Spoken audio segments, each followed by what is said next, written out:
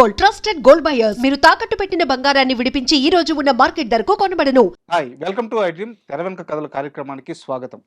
స్వర చక్రవర్తి, సంగీత చక్రవర్తి ఇలాంటి బిరుదులు ఒక్క మనిషికి మాత్రమే సరిపోతాయంటే ఆయన చక్రవర్తి గారు మాత్రమే.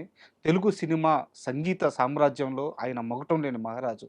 ఎన్నో వేలకు పైగా పాటలు, 900కు పైగా సినిమాలకు సంగీతం అందించిన ఘనత ఆయన ఒక్కరికే సాధ్యం.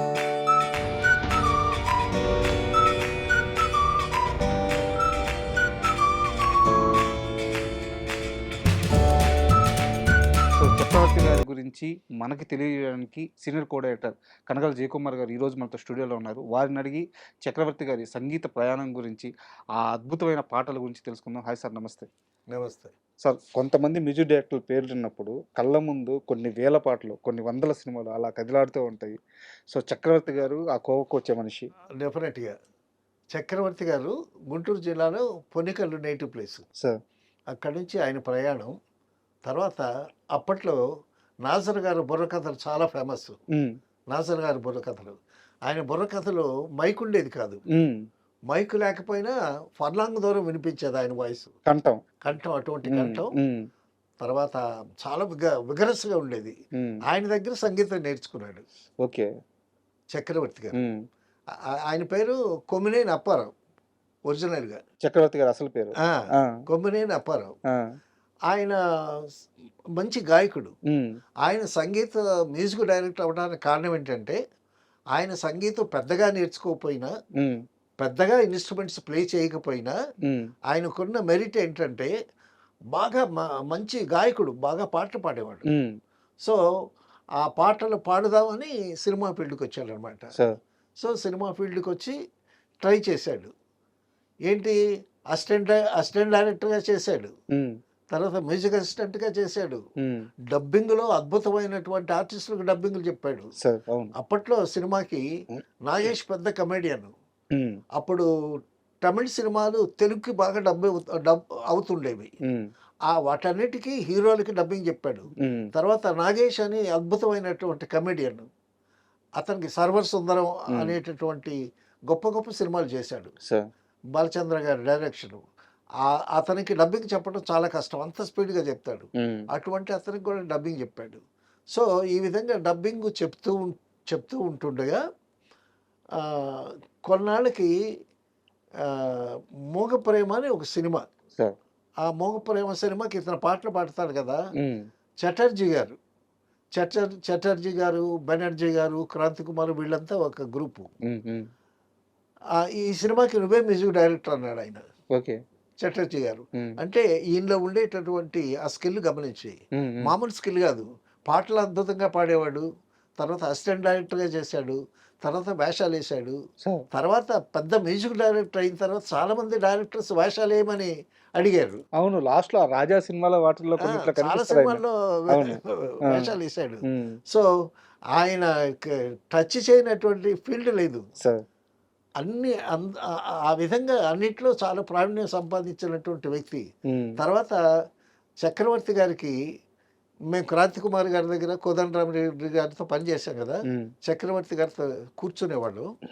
తర్వాత చాలా గొప్ప విషయం ఏంటంటే, చక్రవర్తి గారికి ఆయనకి పెద్ద సంగీతం రాదు అని అంటారు. ఇది ఉంది సార్, ఎక్కువ ఉంది. అయితే డైరెక్ట్ సిచ్యువేషన్ చెప్పంగానే టక్కమని ఏదో ఒక స్ఫూర్తితో ఆయన ఒక పాట అంటాడు, ఒక పల్లవి అంటాడు. అది ఎలా సార్? అంటే ఇప్పుడు ఏదో ఒక 100 సినిమాలు చేశాను, లేదా ఒక 100 పాటలు చేశాను అనుకోవచ్చు. అదే ప్రెజెన్స్ ఆఫ్ మైండ్ అంటాము. 900 పైగా సినిమాల్లో. అవును, అదే ప్రెజెన్స్ ఆఫ్ మైండ్. ఆ సిచ్యువేషన్ చెప్పంగానే ఒక ట్యూన్ అంటాడు ఆయన. ఎందుకంటే అతను మంచి గాయకుడు కదా. సో అది బాగా హెల్ప్ చేసింది. తర్వాత ఆ ప్రెజెన్స్ ఆఫ్ మైండ్, ఆ సెన్సిటివ్నెస్ గబుక్కన ఏదో ఒక స్ఫురిస్తుంది అనమాట. తర్వాత అది ఏదో దేవుడి వరవే, అది డెఫినెట్గా. తర్వాత చాలా పాటలకి ఆయన పల్లవులు రాశాడు. గబుక్కున ఏదో వచ్చేసరికి అన్నాడు అనుకోండి, దానికి ఏదో అబద్ధ సాహిత్యం నోటుకు వచ్చింది అనేస్తాడు. ఇదే బాగుంది అని అంటారు కొంతమంది. అలాగా తర్వాత తన ఎంత మంచివాడు అంటే మనిషి, డబ్బులు ఎంత ఇచ్చారు ఏమిటి అది కాకుండా ఎవరన్నా ప్రొడ్యూసర్ వస్తే డెఫినెట్గా పెద్ద సినిమాని కానీ చిన్న సినిమా కానీ నేను బిజీగా ఉన్నాను చేయలేను అనేవాడు కాదు. అన్నీ చేస్తాను అనేవాడు. అందరూ నాగిరెడ్డి గారు అయితే ఈయనకి సెపరేట్గా విజయ్ గార్డెన్స్లో ఒక కాటేజ్ కట్టించి ఆ కాటేజ్లో పెద్ద హాల్లోనేమో మ్యూజిక్ కంపోజింగ్ అనమాట. ఆ మ్యూజిక్ కంపోజింగ్లో ప్రొడ్యూసర్లు డైరెక్టర్లు అసిస్టెంట్ డైరెక్టర్లు వచ్చి కూర్చుంటే ఆయన శిష్య బృందం రాజకోటి, వాసురావు, కీరవాణి, కోదండపాణి గారి అబ్బాయి, తర్వాత మనో, కృష్ణ చక్ర, ఎంతమంది శిష్యులు ఉండేవాళ్ళండి. అసలు వాళ్ళందరి మధ్యన అసలు కృష్ణదేవరాయలు కవి సమ్మేళన అంటామే అలా ఉండేది ఆ మ్యూజిక్ సిటీలో కూర్చుంటే. ఏం సార్ వాళ్ళ పేర్లు వాళ్ళే అద్భుతమైన మ్యూజిక్ డైరెక్టర్స్ అయ్యారు. తర్వాత వాళ్ళని మ్యూజిక్ డైరెక్టర్స్గా ఈయన ఎంకరేజ్ చేయటం ఏంటండి.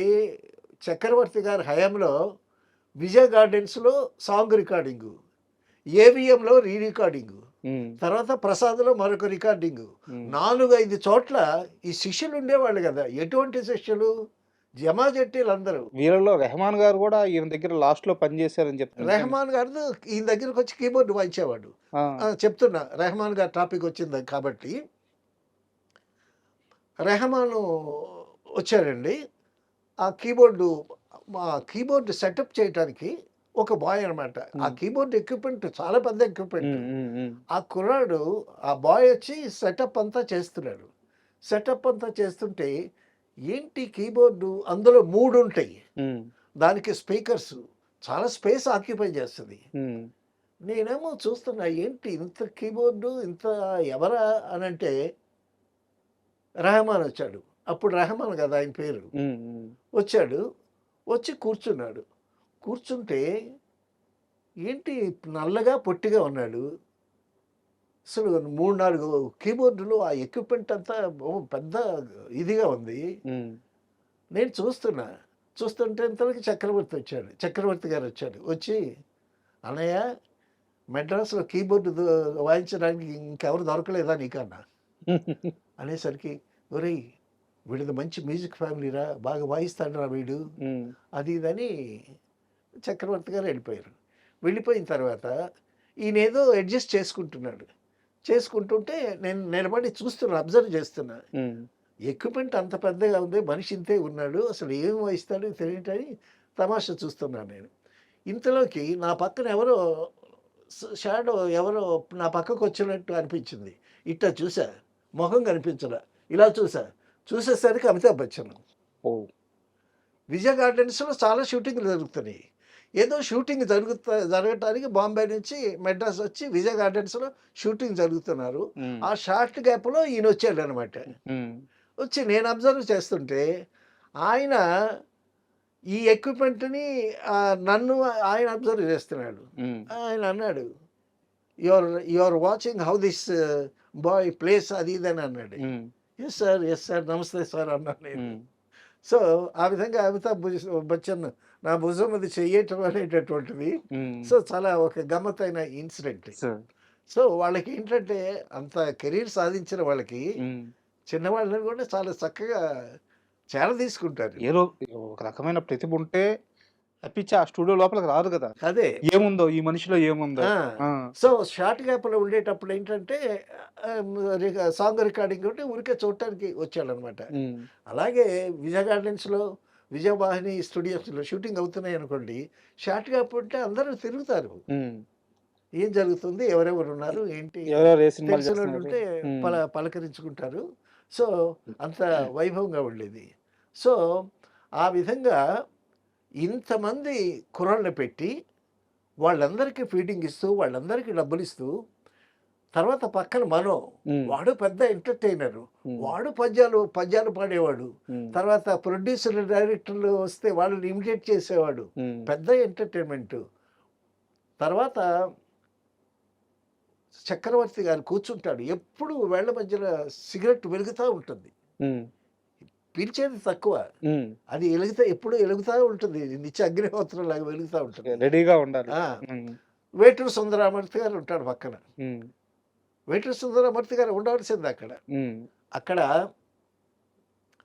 ఈ ఏదన్నా సిట్యువేషన్ చెప్పంగానే ఒక మంచి సిట్యువేషన్ వచ్చిందనుకోండి, వచ్చేసరికి గబుక్కున ఏదో అంటాడు.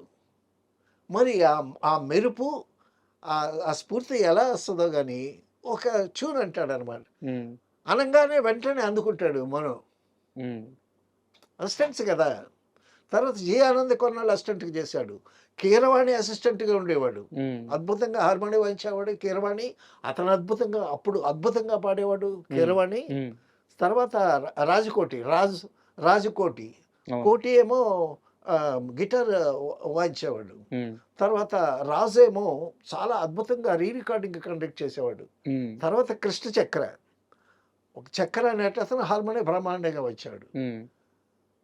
కృష్ణ అనేతను ఆహ్, రికార్డింగ్ అద్భుతంగా కండక్ట్ చేసి జమాజెట్టి లాంటి వాళ్ళు ఉండేవాళ్ళు. అదిరిపోయింది టీము. తర్వాత ఈశ్వర్ గారు ఉన్నాడు. హ్మ్. చాలామంది అసిస్టెంట్స్‌ని పెట్టుకొని అంతమందిని అడగటం తను ఆయన పెట్టుకునేవాడు. హ్మ్. ఈ మను అనేవాడు తమిళ్ మ్యూజిక్ డైరెక్టర్ దగ్గర ఉండేవాడు. అక్కడి నుంచి ఇక్కడికొచ్చాడు. హ్మ్. వాడు చిన్నప్పటి నుంచే వాళ్ళ మదరు బ్రహ్మాండమైన ఆర్టిస్టు, పాటలు, పద్యాలు, నాటకాలు అవన్నీ చిన్నప్పుడే నేర్చుకుని వచ్చేవాడు వీడు. వస్తే ఏదైనా ఒక పద్యం పాడమంటే ఓ అనర్గళంగా పాడేవాడు. హ్మ్. పెసపాట ఎలా పాడేవాడు, షణ్ముఖ ఆంజనేయులు ఎలా పాడేవాడు, పి. సూరిబాబు నారదులేసి పాట ఎలాగ పాడేవాడు. తర్వాత హ్మ్, ప్రొడ్యూసర్లు కొంతమంది వచ్చి వెళ్తుంటారు గదా! ఆ ప్రొడ్యూసర్లు సార్ మరొకసారి ఆ పాట పాడండి. హ్మ్. ఇది వాయించండి. ఆ హిందీ ట్యూన్‌లో ఇట్లా వాయించండి అని ప్రొడ్యూసర్లు వాళ్ళ కోరికలు చక్రవర్తి గారితో చెప్తుంటారు గదా! హ్మ్. వెళ్ళిపోయిన తర్వాత ఆ ప్రొడ్యూసర్‌ని ఇమిటేట్ చేస్తా ఉండేవాడు మనం. సార్ యాక్చువల్‌గా చాలా అద్భుతంగా.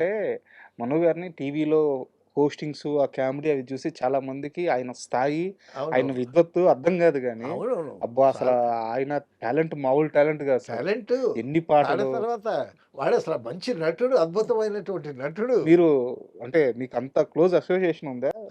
బాగా. అంటే వాడు అంటున్నారు కాబట్టి నాకు తెలుసుకోవాలని అదే. అడుగుతున్నాను. అదే. ఆ! అంటే ఆహ్, చాన్నాళ్ళు పనిచేశాం గదండీ! హ్మ్. చక్రవర్తి గారితో. హ్మ్. అంటే ఇప్పుడేమో గారు అనాల్సొస్తుంది. ఆ! అప్పుడు మనో అనేవాళ్ళం.